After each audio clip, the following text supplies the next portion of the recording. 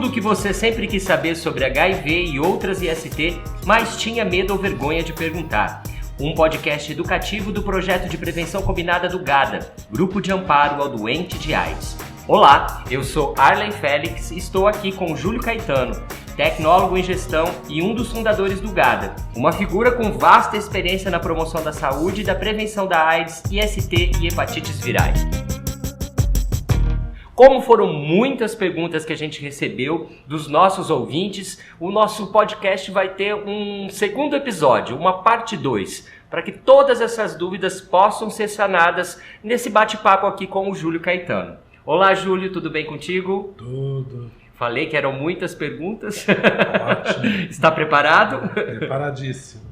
Lembrando que neste podcast tabu não existe e vamos falar abertamente sobre os mais variados temas relacionados à AIDS e IST. Mais que um tira-dúvidas, o podcast Tudo o que você sempre quis saber sobre HIV e outras IST, mas tinha medo ou vergonha de perguntar, quer colocar em debate os temas abordados nas perguntas de cada pessoa. E vale ressaltar, se você te apresenta algum sinal ou sintoma físico, procure o seu médico ou posto de saúde mais perto de sua casa. E aí, Júlio, preparado para mais uma bateria de perguntas? No primeiro programa, o que você achou? E as pessoas têm essas dúvidas que são muito comuns, né? E envolve a questão das IST, algumas pessoas acabam confundindo. E foi importante essa...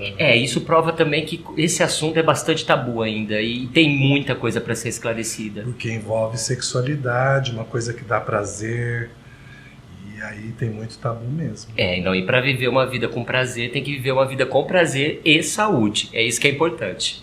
Então vamos lá, mais uma bateria de perguntas. Vamos à nossa primeira pergunta.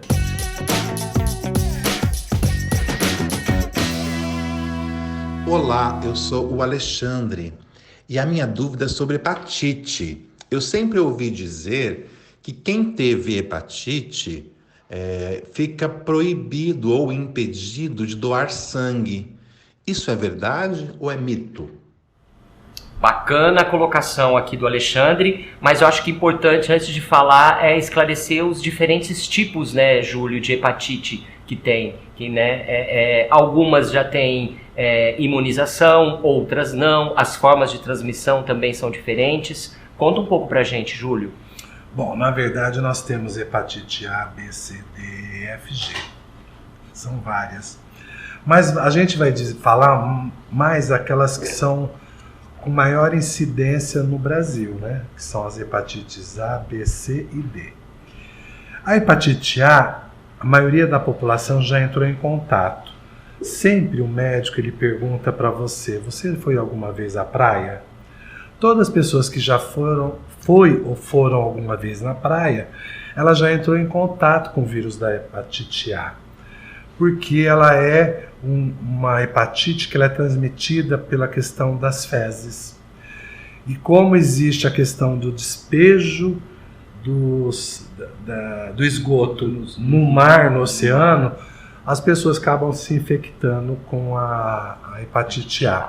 Uma outra forma é quando a questão da fossa sanitária, antigamente, e até hoje em dia mesmo na zona rural, a fossa que é próximo à horta, que é próximo a outros locais em que tem a questão da água. Então, eu diria que 90% da população já entrou em contato com a hepatite A. A hepatite A, em mais de 90%, ela se cura sozinha. Ela é mais grave na questão de quando você tem hepatite A na fase adulta ou na adolescência, e aí existe um percentual pequeno em que há necessidade de internação, e aí o tratamento a pessoa fica internada alguns dias e vai fazer repouso, e o médico sempre vai indicar que a pessoa consuma bastante açúcar, né? Então a pessoa come muito doce nessa época em tratamento. Então a hepatite A, existe o teste de você fazer para hepatite A, mas geralmente a pessoa só vai fazer o teste de hepatite A se ela tiver na fase aguda, Isso, e aí é o que a gente chama da hepatite fulminante, que a pessoa fala, né? Então a hepatite A, ela cura sozinha e só há indicação da vacina em alguns casos em que o profissional de saúde vai recomendar a aplicação dessa vacina. A hepatite B é uma doença, é uma IST, ela é sexualmente transmissível, uma infecção sexualmente transmissível. Ela é transmitida pelo sexo e pelo sangue. Como se dá a transmissão da hepatite B? Através de compartilhamento de objetos de uso pessoal ou de materiais pérfuro-cortantes. Compartilhamento de seringa, agulha, tatuagem, manicure, em que não é feita a desinfecção adequada. Então, quando você não tem o seu próprio objeto de manicure, é ideal que a manicure faça a desinfecção, a esterilização daqueles objetos.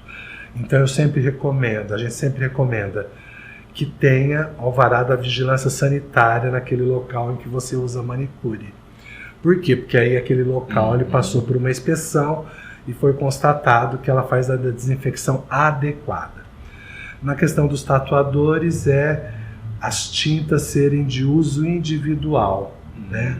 A ponteira, ela pode ser feita a desinfecção, ela é substituída, mas é importante que o recipiente e a tinta seja de uso individual, ou seja, eu fiz a tatuagem, aquela tinta ela deve ser desprezada.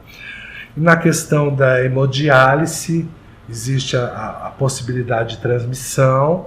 Hoje em dia tudo é feito a testagem, o acompanhamento. E a questão da transfusão sanguínea também é feita a testagem. E a transmissão sexual e no compartilhamento de objeto, aparelho de barbear, escova de dente. Por isso que é recomendado que cada um tenha a sua escova de dente, cada um tenha seu aparelho de barbear. E aí é por onde a transmissão da hepatite B. Mas a B, ela tem vacina? Tem vacina. Então a pessoa fez o exame, existem os marcadores em que o médico vai recomendar a vacinação, porque você pode ter entrado em contato com o vírus da hepatite B e você teve a cura de forma espontânea, alguns casos. Eu diria de que cada 10 casos, 6 vão adquirir a cura espontânea e 4 podem evoluir para doença crônica. E para que isso não ocorra, você toma uma vacina, que são 3 doses, para você ficar imunizado da hepatite B. Eu tomei a vacina, Júlio, e sempre faço exames periódicos de HIV, sífilis e hepatites. E sempre quando eu faço o exame de hepatites, a pessoa que me atendeu fala, você tomou vacina. Isso aparece no exame. Aparece no exame. E aí a pessoa tomou a vacina, ela está imunizada, ela está protegida. Em relação à hepatite C, a transmissão via sexual ela é muito pequena, tanto é que é relatado em estudos e em trabalhos científicos, em casais sorodiscordantes, que mesmo sem uso de preservativo não existe a transmissão sexual da hepatite C. Mas se recomenda a proteção. A hepatite C não tem vacina, mas ela tem tratamento e tem cura. A hepatite C, você vai fazer o tratamento. Hoje em dia, com o tratamento pelo Sistema Único de Saúde, você consegue a cura em 2 meses. Você toma um medicamento e em 2, 3 meses você tem a cura da hepatite C. A hepatite C é a que tem maior incidência, assim, até por conta de não ter a Não, vacina. é a hepatite B. É a tem B, maior olha. incidência. Uhum. E a hepatite B, existe algumas religiões que têm alguns rituais que acabavam contribuindo para a transmissão. Por exemplo, na questão de indígena, que tem lá aquela questão de furar com a pele, ou usar um espinho de uma planta para fazer rituais. Então existe, porque se faz de um para o outro e leva. Por isso que na população indígena, principalmente na região norte, existe uma alta incidência da hepatite delta, que é o que? A delta nada mais é do que a D com a B junto. Então ela tem uma prevalência na região norte do Brasil e não na nossa região, que eu diria a região centro-oeste, nordeste, sudeste e sul. Não pode haver doação de sangue para pessoas que tiveram ou têm hepatite B e C. Para hepatite A, após 12 meses do tratamento, do diagnóstico, ele pode doar sangue. Então não se doa sangue hepatite B e hepatite C. Por que não pode doar sangue hepatites B e C, mesmo com tratamento? Uma que a B, ela tendo tratamento, ela não tem cura. Então não se doa sangue quem tem hepatite B. Quem tem hepatite C, tratei e curei. Posso doar sangue? Não pode, porque ainda existe resquício. Se fizer a carga viral, existe uma certa viremia que não causa doença para a pessoa, ela está curada, mas para não haver nenhum risco para quem vai receber o sangue, não se pode doar. E quando faz a detecção da hepatite B ou C nesse sangue, ele é desprezado. Vamos a mais uma pergunta. Bom dia, meu nome é Fábio dos Santos. A minha pergunta é sobre a herpes genital.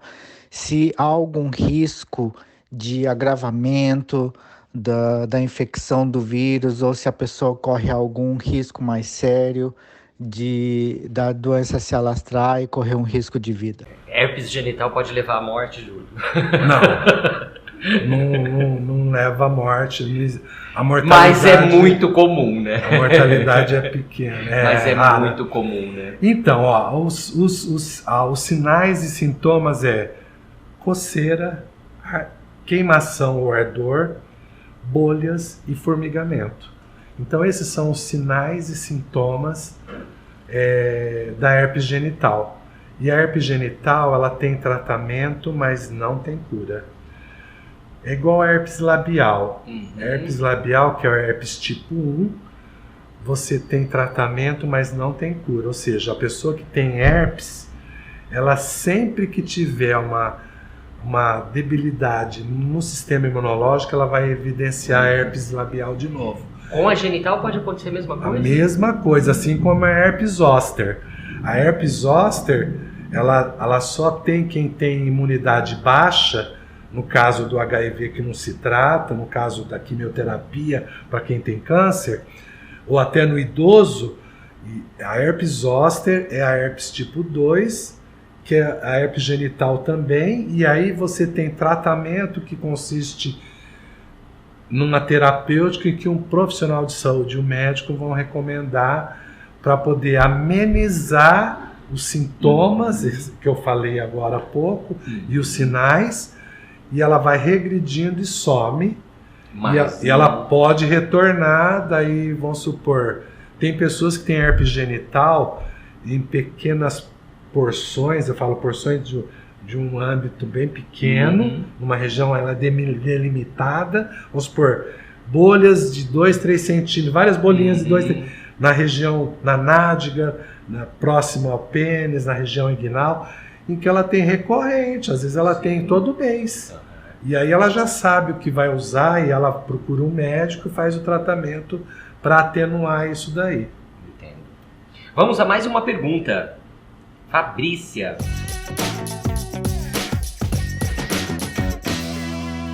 Por que o nome DST mudou para IST? Olha, sabe que até eu gostaria de saber, Júlio. É porque doença sexualmente transmissível mudou para infecção sexualmente transmissível. Então, essa terminologia, infecção sexualmente transmissível, ela foi adotada em substituição às doenças sexualmente transmissíveis. Por quê? Porque a possibilidade da pessoa ter e transmitir uma infecção, mesmo que não tenha sinais e sintomas. Você percebe? Então, ou seja, infecção é quando você tem a possibilidade de ter e transmitir uma infecção sem sinal e sintoma. Okay. Vou falar uma delas, sífilis. A sífilis, ela pode ser assintomática, ela é uma IST não necessariamente uma doença. Sim. Então, essa terminologia ela foi substituída pelo próprio Ministério da Saúde. A mais comum é a clamídia e a mais prevalente é a sífilis. Legal, gostei de saber disso. Então vamos lá, mais uma pergunta, dessa vez do Antônio.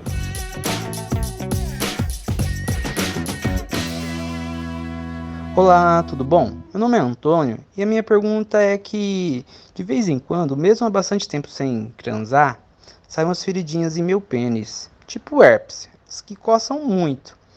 Eu queria saber se isso é uma IST. Olha, Antônio, antes da gente responder a sua pergunta, se você tiver com com esse sintoma, com esse sinal manifestado, procure seu médico ou posto de saúde, viu? Vá se cuidar, tá bom? Mas vamos lá, vamos tentar te esclarecer aqui algumas coisas. A gente acabou de falar, Júlio, sobre herpes genital, e aí o Antônio coloca pra gente essa questão, assim, né? Mesmo sem muito tempo ter relações sexuais, tem algum tipo de manifestação. Então, nós temos várias possibilidades, pelo relato dele, da gente ter algum tipo de infecção relacionada ao pênis e principalmente que ele fala da glande, que é da cabeça do pênis. A mais comum delas é a balanite. O que é balanite? Ela é uma inflamação da glande que ela pode ocorrer por falta de higiene. Lembra que eu falei? Pessoa que tem a fimose ou não tem, ela vai ter aquele acúmulo de secreção, ou é a da urina, ou quando ocorre a masturbação, e aí fica resíduo do esperma, e essa falta de higiene vai causar uma infecção que pode ser por fungos, pode ser por bactéria, ou pode ser alérgica. Mas só o médico pode fazer o diagnóstico corretamente e o tratamento. Outra possibilidade é a sífilis. A sífilis pode causar pequenas lesões no pênis, na glande. No caso que ele falou de bolha, de pequenas vesículas ou bolhas, aí é muito mais evidente que pode ser uma herpes genital. E aí ele deve procurar uma unidade básica de saúde mais próxima à casa dele, para ele poder fazer o diagnóstico e o tratamento dessa infecção. Esclarecer todas as dúvidas. Mas, Júlio, é também muito comum as pessoas assim terem receitinhas caseiras para as coisas. Ah, você tá com uma coceirinha aí, passa isso, passa aquilo, né? Tem uma receita da minha avó, uma receita da minha mãe, o meu amigo comentou. Essa automedicação, mesmo sendo coisa natural, mesmo sendo, enfim, isso é recomendado? Qual que é o risco disso, né? Isso não é recomendado e o risco é grande. No caso da sífilis, ela vai poder sumir naturalmente, sem tratamento, mas ela vai evoluir para uma sífilis secundária, terciária, ou seja, vai agravar a questão da doença para ele. Na questão da balanite, se for por fungos, vai evoluir, vai agravar, pode ir para o sistema urinário. Então, assim, é muito complicado. Na herpes também vai sumir pode sumir sozinho, entendeu? Mas ela vai agravar, ela pode ter uma extensão maior.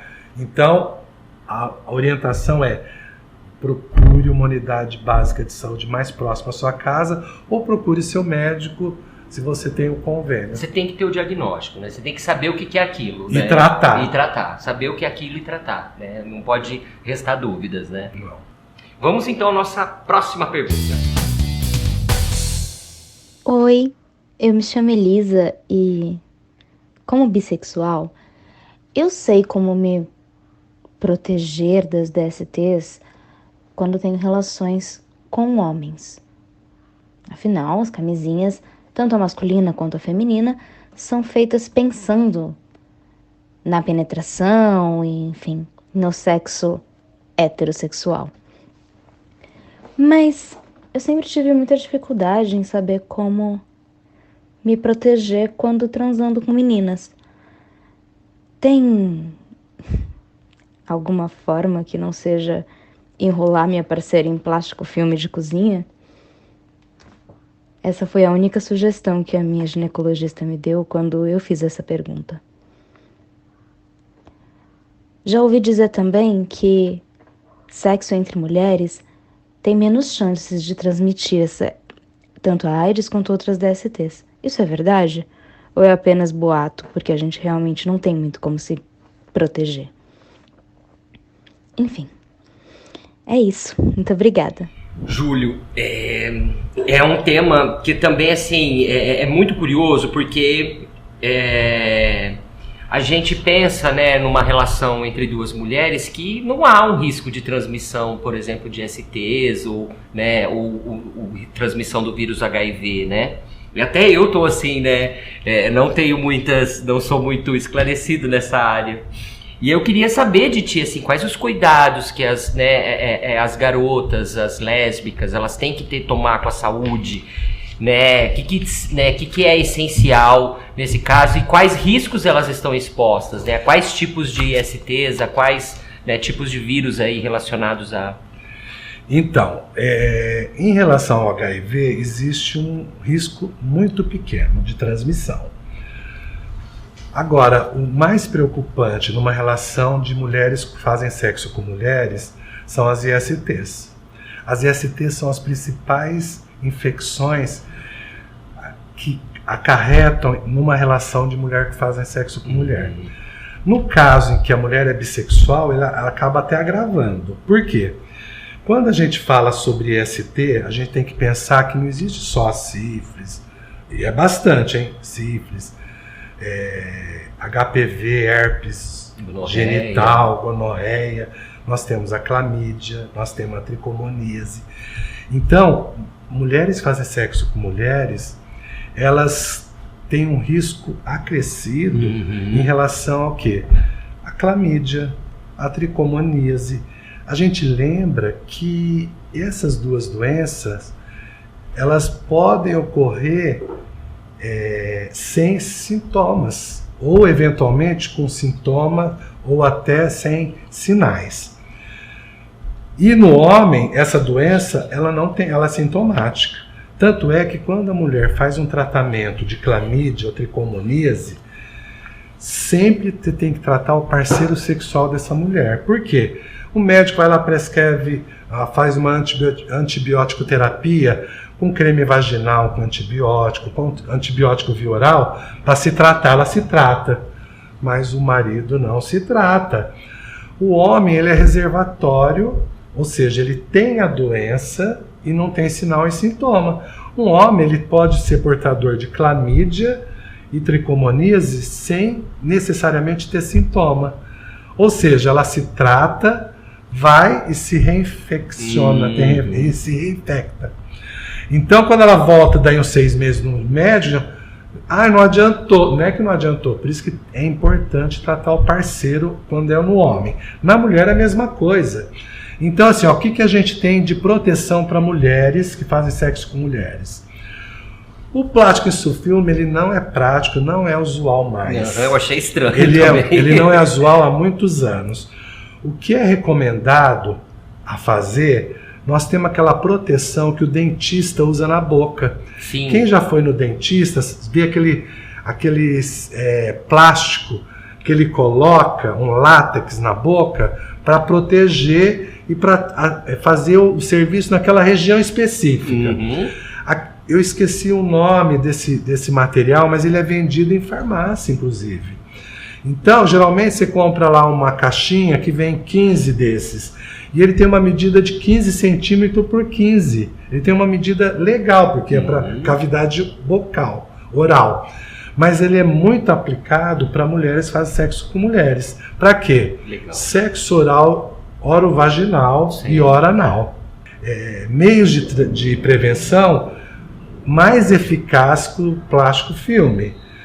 Qual uma outra estratégia? Eu posso pegar o preservativo, apesar que o lubrificado ele é horrível para você utilizar ele no sexo oral. Sim. Quer seja oropeniano, orovaginal, oranal, mas o ideal é você cortar nas duas pontas e depois fazer um corte horizontal.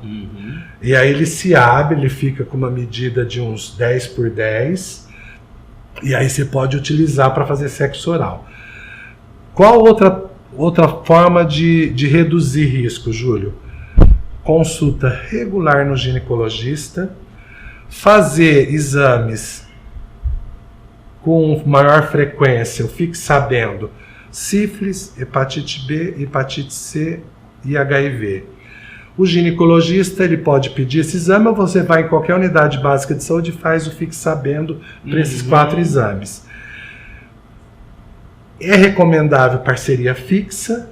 Sim, que é mais e além da parceria fixa, que as duas consigam fazer acompanhamento ambulatorial com o ginecologista.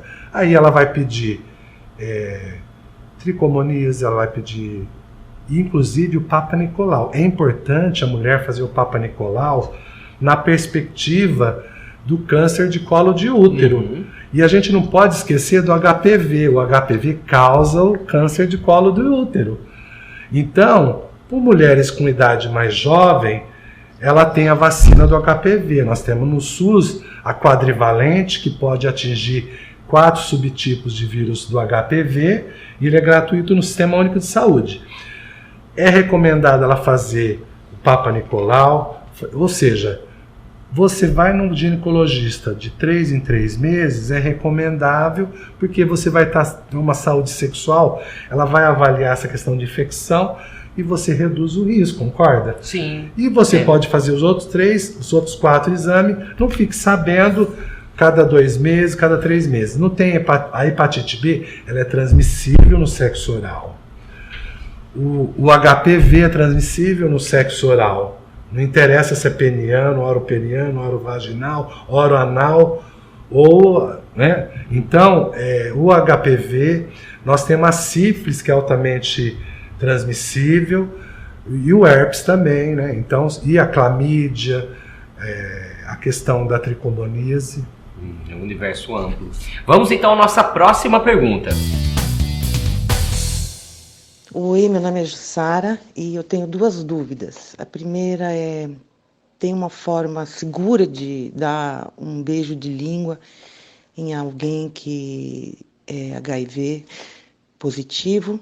E a segunda dúvida é, quando a carga viral é zerada ou indetectável, a pessoa nunca mais volta a ter o vírus se manifestando?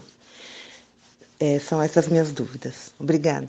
Bacana. Uma dúvida muito comum mesmo, Júlio, porque a gente tem aquele teste rápido de detecção, né, do HIV pela saliva, e todo mundo se confunde. Mas se eu consigo fazer o diagnóstico aqui, o teste rápido pela saliva, tem vírus na saliva, tem como pegar?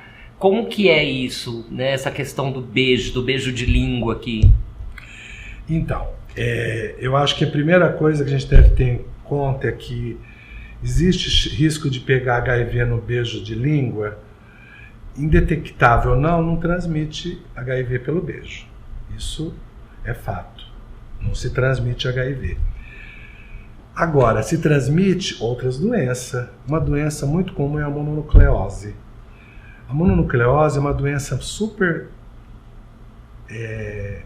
popular, apesar de não ser muito conhecida. E é uma doença que se cura sozinho, mas é a doença do beijo, que o pessoal popularmente... No carnaval todo mundo fala. É a mononucleose. Doença do beijo. E essa doença do beijo, você pode se contaminar com a mononucleose.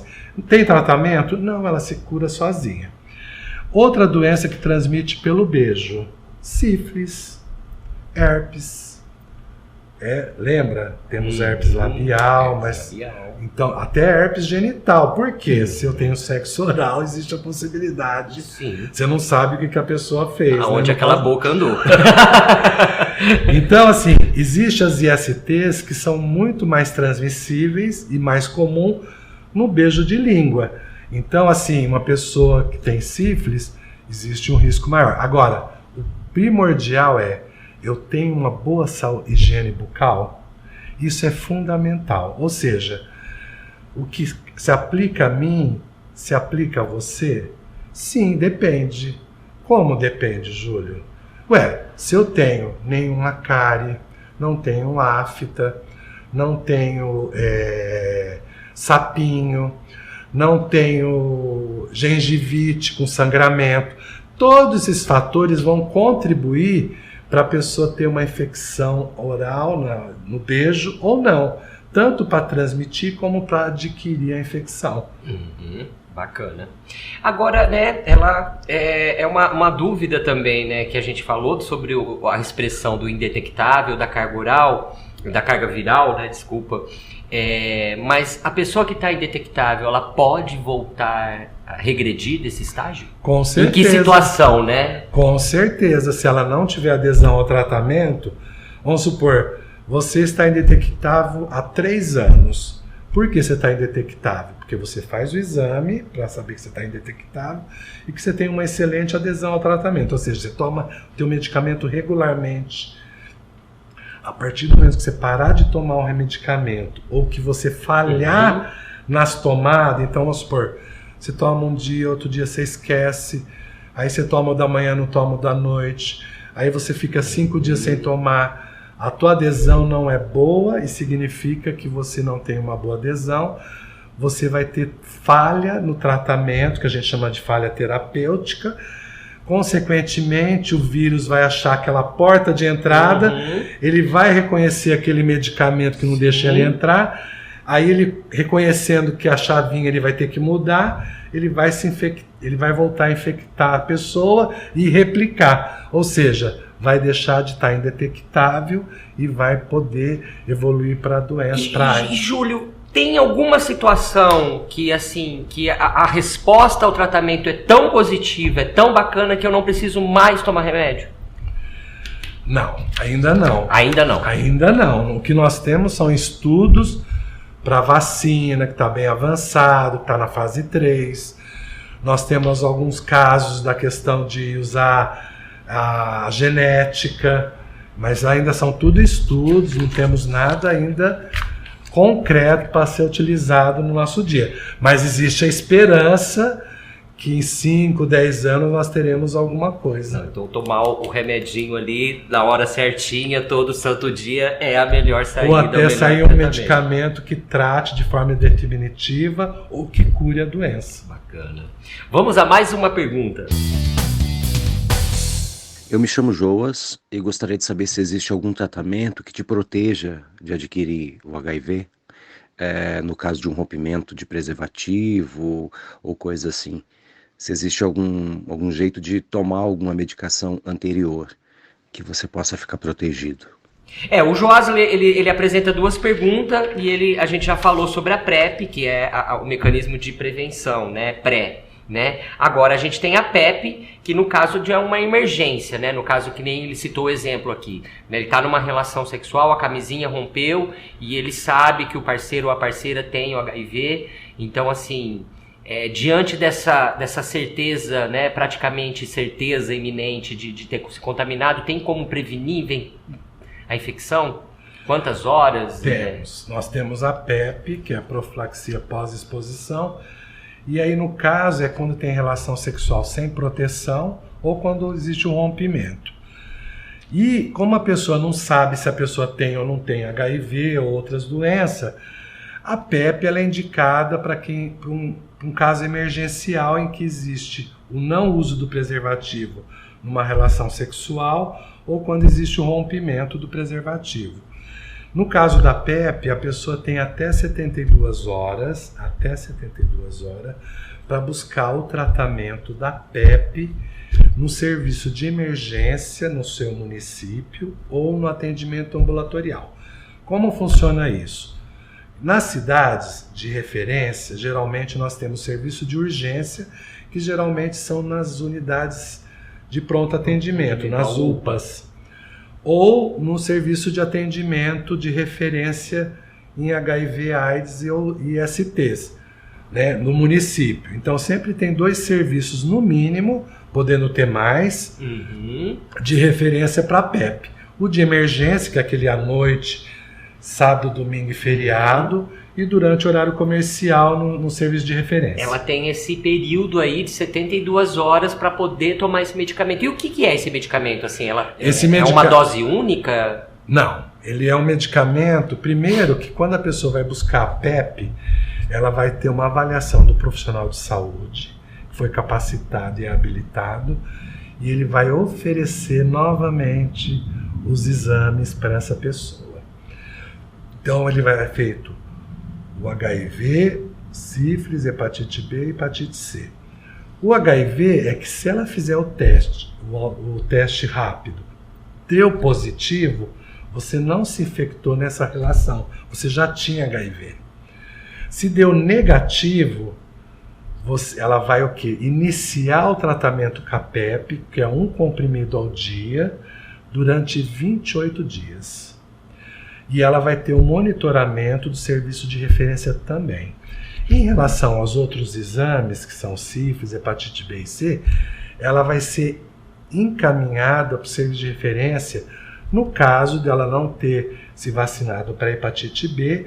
No caso que deu positivo, ela vai para ver a confirmação se é uma doença crônica ou é aguda. E hepatite C é a mesma coisa, e de sífilis também vai para o serviço de referência para tratamento. Bacana, Júlio, obrigado. Bem, legal, vamos lá, mais uma pergunta, dessa vez do Kleber.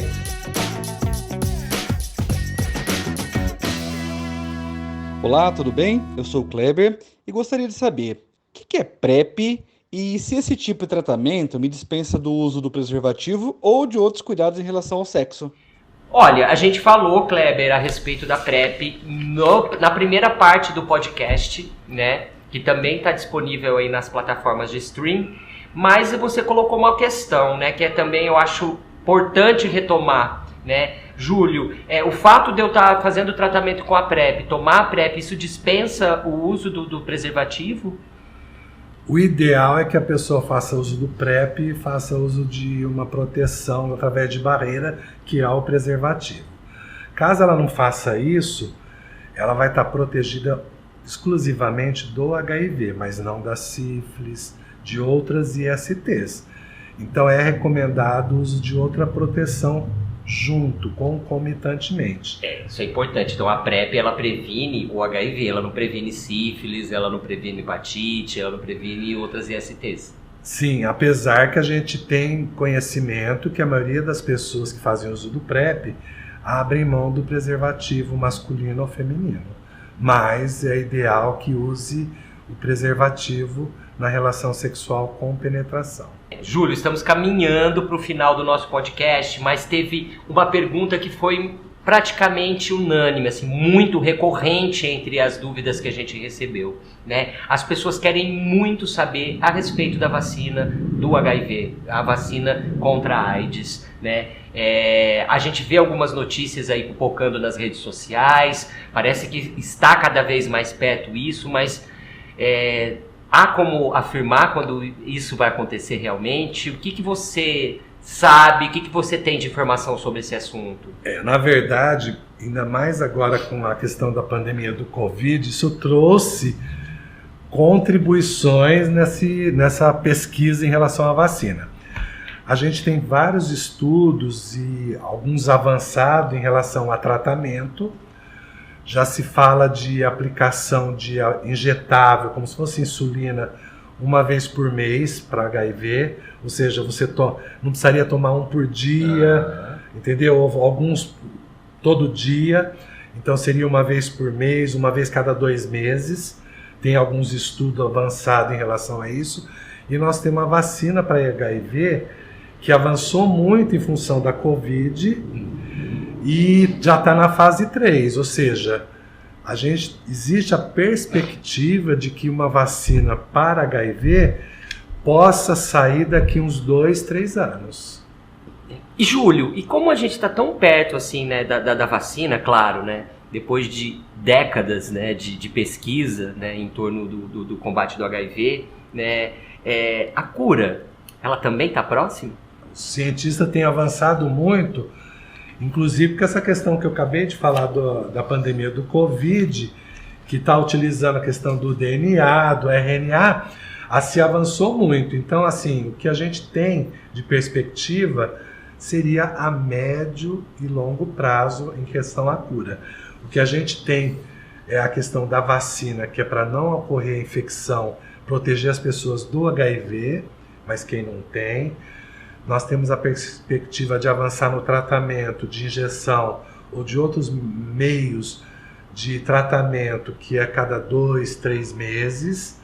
Então, uma aplicação cada 2, 3 meses. Em relação à cura, ela tá próxima, mas ainda eu diria que a gente possa levar mais de 5 anos para ter uma cura efetiva para a AIDS. E essa foi a segunda parte do podcast Tudo que você sempre quis saber sobre HIV e outras IST, mas tinha medo ou vergonha de perguntar.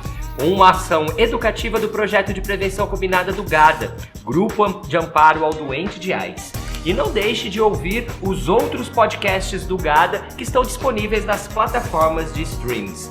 Esse podcast teve a apresentação minha, de Arlen Félix, e contou com a participação de Júlio Caetano.